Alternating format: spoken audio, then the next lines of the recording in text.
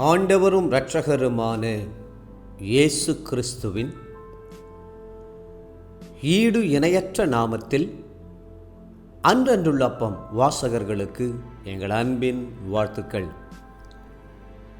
2024 ஆண்டு மார்ச் மாதம் 9ஆம் தேதி சனிக்கிழமைக்குரிய தின தியானம். இன்றைய தலைப்பு தேவனை தரிசிப்பார்கள். மத்தேயு 5:8 சொல்லுகிறது,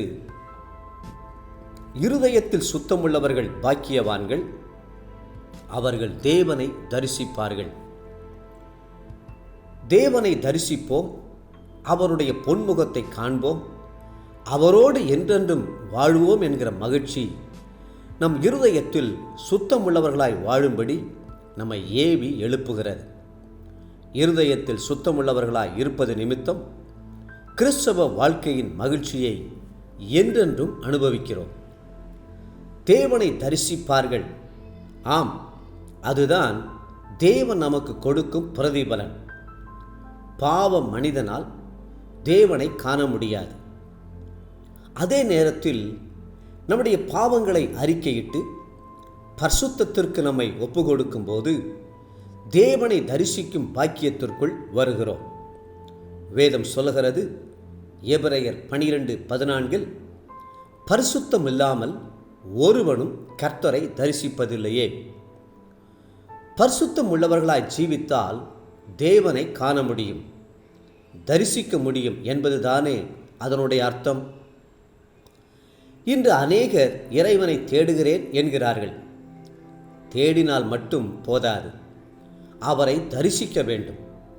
நம்முடைய எண்ணங்கள், சிந்தனைகள், ஆலோசனைகளை பரிசுத்தமாய் பாதுகாத்து இருதயத்தில் சுத்தமுள்ளவர்களாய் வாழ்ந்தால் நிச்சயமாகவே தேவனை தரிசிக்க முடியும்.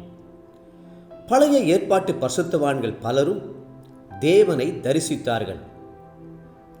ஏனோக்கு தேவனை தரிசித்து அவரோடு கூட நடந்தார்.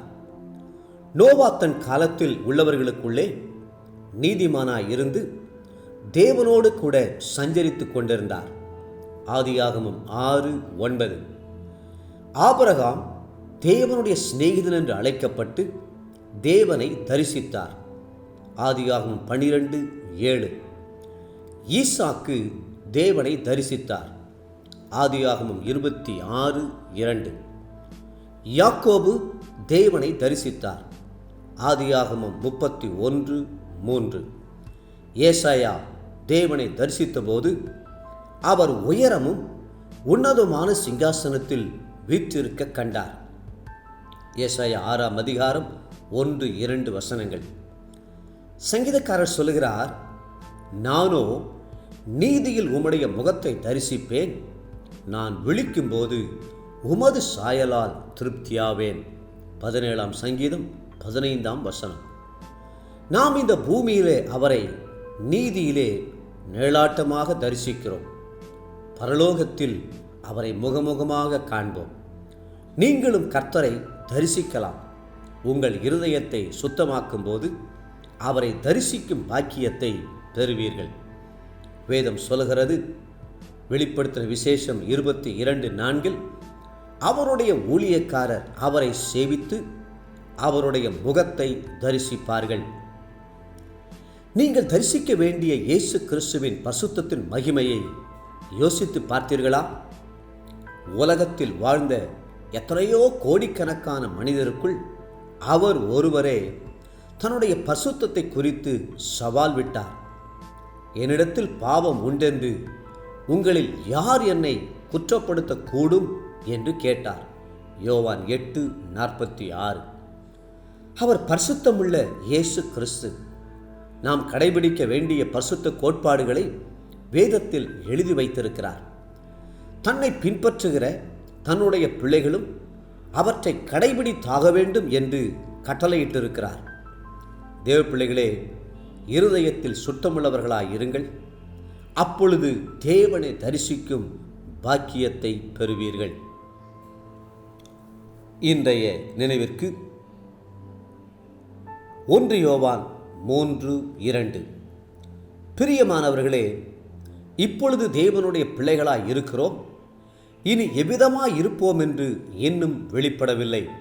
ஆகிலும் அவர் வெளிப்படும்போது அவர் இருக்கிற வண்ணமாகவே நாம் அவரை தரிசிப்பதினால் அவருக்கு ஒப்பாயிருப்போம் என்று அறிந்திருக்கிறோம்.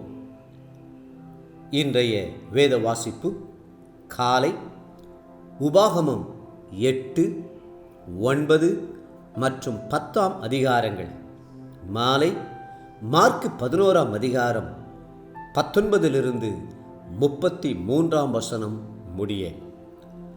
அன்புக்குரிய அன்றன்றுள்ளப்பும் வாசகர்களே, மீண்டும் உங்களை வாழ்த்துகிறோம். இருதயத்தில் சுத்தமுள்ளவர்களாய் இருங்கள். தேவனை தரிசியுங்கள். கர்த்தர் தாமே உங்களை ஆசீர்வதித்து மென்மேலும் உயர்த்துவாராக. ஆமென்.